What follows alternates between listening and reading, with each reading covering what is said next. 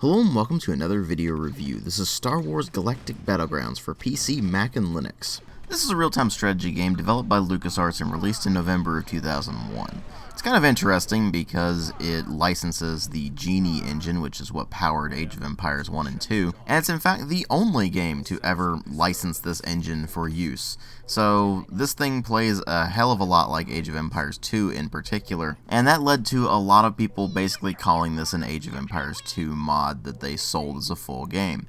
Which, of course, begs the question of how this thing is, because Age of Empires 2 was utterly fantastic.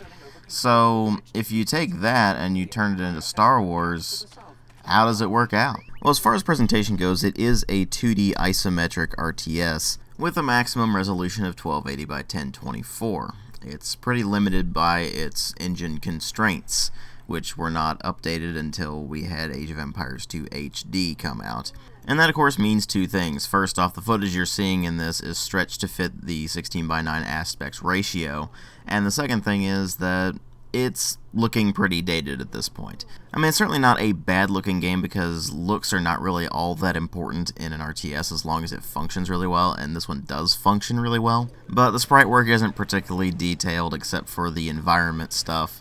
And so animations are very choppy in a lot of spots, they're very rudimentary in a lot of spots as well. And while the game certainly has quite a bit of color in it, and it definitely has a Star Wars visual style, the visuals themselves just look dated and unimpressive, particularly if you had played Age of Empires 2 beforehand because you'd just gotten used to it. And then this thing came out and it didn't really improve any visuals, and on top of that, it was coming out in an era where 3D RTSs were becoming more and more of a thing. So it just felt dated, and it still feels dated to this day. But since this is a strategy game, visuals aren't really its strong suit anyway. Nor is really the sound design, although they did a pretty good job with it for the most part. You of course have the John Williams score for the soundtrack, although volume control is basically non-existent anymore. And even running on a system that it was really designed for, it still had some volume control issues with the music in particular, so it just is really, really loud in that department. At least if you get the soundtrack working at all. I did run into issues to get it running properly when I actually started the game of it first, but eventually it just kind of sorted itself out. I'm not entirely sure what I did to actually get the soundtrack working, but it just started working all of a sudden and it was really, really loud. So for the purposes of this review, I turned it off. But if you're familiar with the John Williams Star Wars score going from the original trilogy on up through episodes 1 and 2 of the prequels, because by the time this was released, episode 3 wasn't out yet. So it's more of the stuff that would be familiar to a wider audience that is more experienced with the original trilogy than with the newer trilogy. Although the newer stuff is in there as well, and it is well appreciated because that was one of the few saving graces of the prequel trilogy. Now, as far as the rest of the sound design goes, it is pretty much what you would expect if you've played any Star Wars game up to that point, or even after it. In that a lot of the sound effects sound like they were just kind of pulled from the movies and then cleaned up. Others sound like they were reconstructed from just looking at the movies. And while the sound quality isn't the best around, it is still pretty high quality sound, and it definitely feels like Star Wars. And then as far as the voice acting goes, they didn't quite get everyone from the movies, but they did get a few people to voice their roles from the movies, so that's pretty well appreciated. Even if the ones they did get to voice their original characters are from the prequel trilogy, and are characters that we don't even like.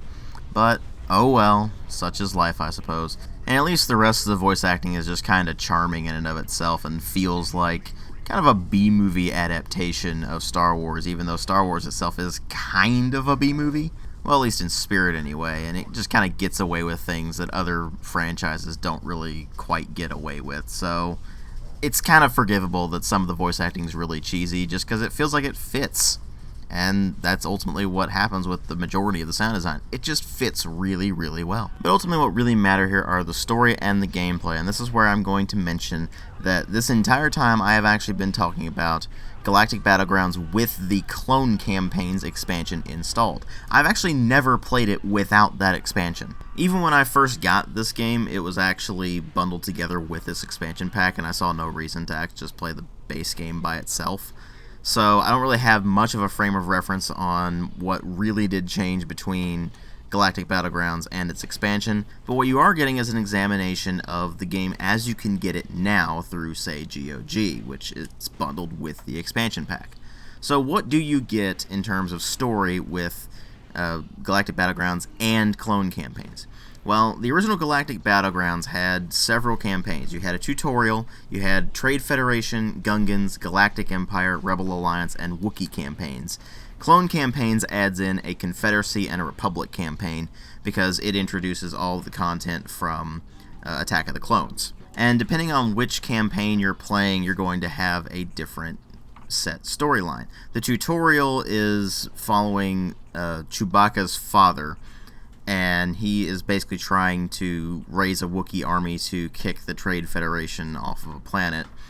The Trade Federation campaign has you assuming the role of the droid commander 9 and leading your actions to blockade Naboo during the Phantom Menace, and eventually you get a sort of alternate history thing where instead of the good guys winning the battle for Naboo, the Trade Federation actually wins it. The Empire campaign has you assuming the role of Darth Vader, and of course attempting to crush the rebellion after the events of A New Hope.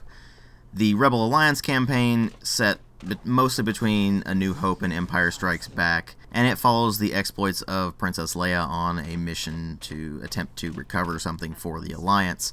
And then there's the Wookiee campaign that follows Chewbacca trying to liberate Kashyyyk from the Empire, so that's actually pretty cool. And then there's that one campaign that I completely avoid because it's the Gungan campaign, and it has you going through the exploits of an ancestor of Boss Nass named Boss Gallo. And I avoid it because I absolutely hate the Gungans. Which is why, of course, when I play skirmish modes, I always throw in Gungans as an enemy and then curb stomp them. But anyway, those are the campaigns you get in the base game, and then with the Clone Campaigns expansion, you get the Confederacy campaign, where your main hero is Severance Tan, who is a Chiss warrior that is a big hero in the Confederacy, and you are guided by Dooku in an attempt to capture various resources that the Republic has in order to gradually weaken and attempt to crush the Republic. And then there's the Republic campaign that has you starting at the exact same point as the Confederacy campaign at the Battle of Geonosis, only you're on the opposite side doing different things, starting off with trying to destroy Trade Federation ships, moving on to doing other things like trying to root out the Confederacy's alliance with one of the Hutts, and so on and so forth.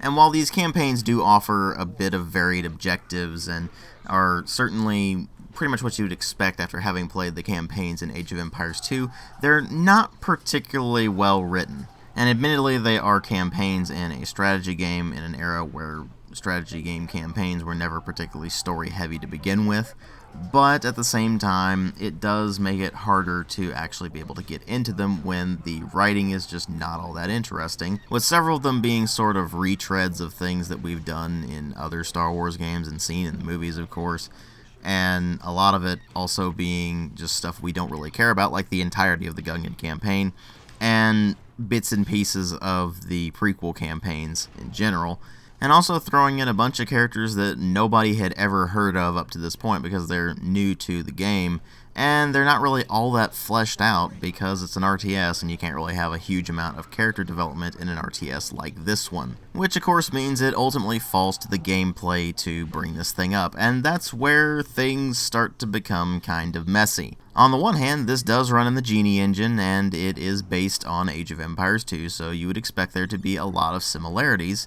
and there are. In fact, that's part of the problem, because there's too many similarities.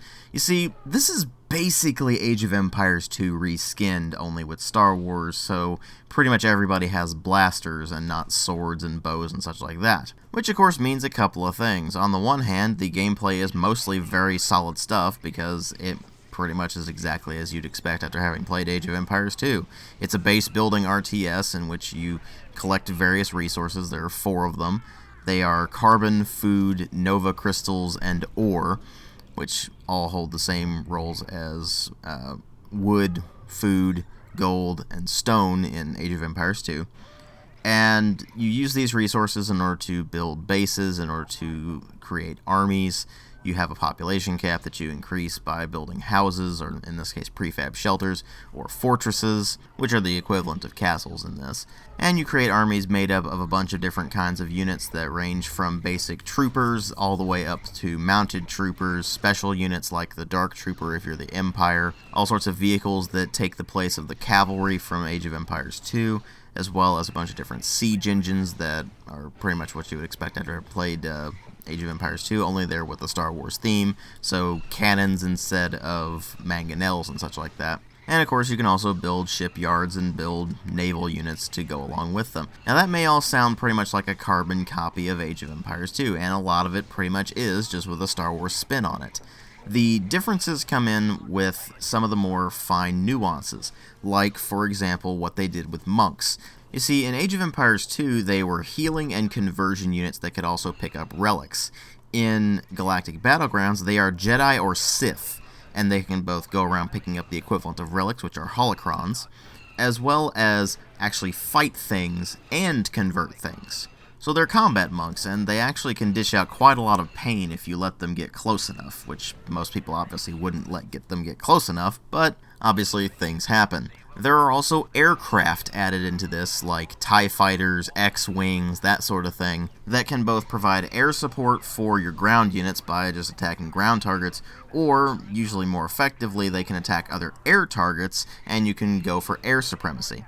And so that adds another element to the gameplay that we didn't really have in Age of Empires 2, because obviously it's medieval times, you couldn't have flying units. So that definitely goes quite a way to helping differentiate it from Age of Empires 2. It's obviously Star Wars themed, they can do more with it than they could with Age of Empires 2, thus we get aircraft and different kinds of monk units and things like that.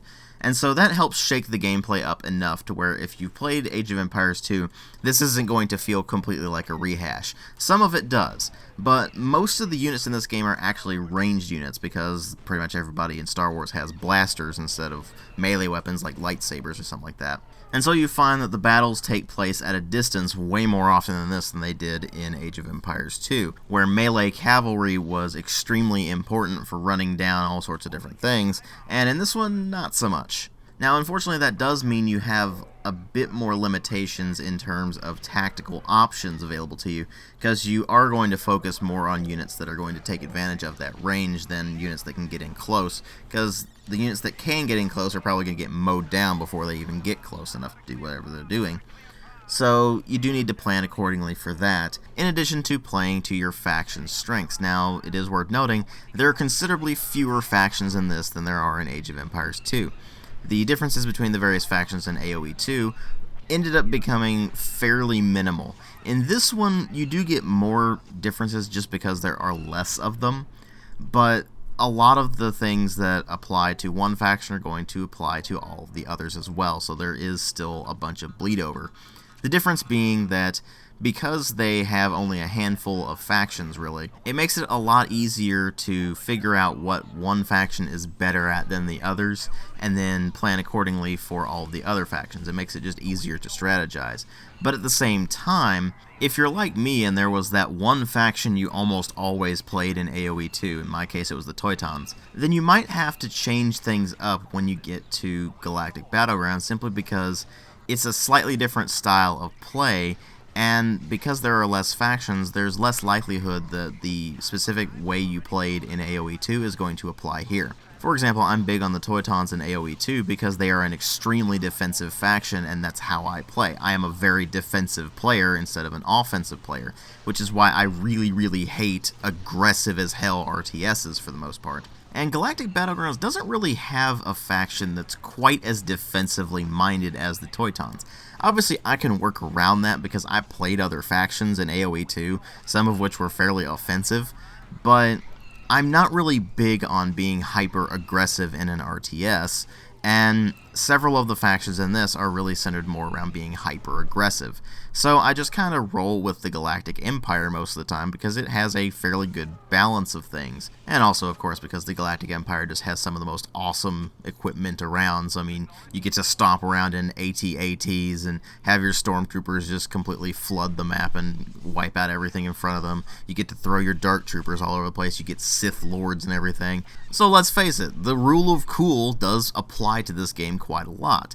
It's Star Wars. It's Star Wars Age of Empires. What's not to love about that? Well, I mean, if you didn't really like Age of Empires 2, you probably won't get too much out of Galactic Battlegrounds. But if you're like me and you absolutely love Age of Empires 2, there's no reason not to play Galactic Battlegrounds. It may not have been worth full price when it came out, but now that it's available packaged with the Clone Campaigns expansion, and it's at a very affordable price and available on GOG DRM free, it's an easy recommendation. Although, admittedly, it's just not quite as fantastic as Age of Empires 2 with the Conqueror's expansion is. But let's face it, that's a really tough act to follow. And they did a very good job with this one. I give it a 4 out of 5. Thanks for watching.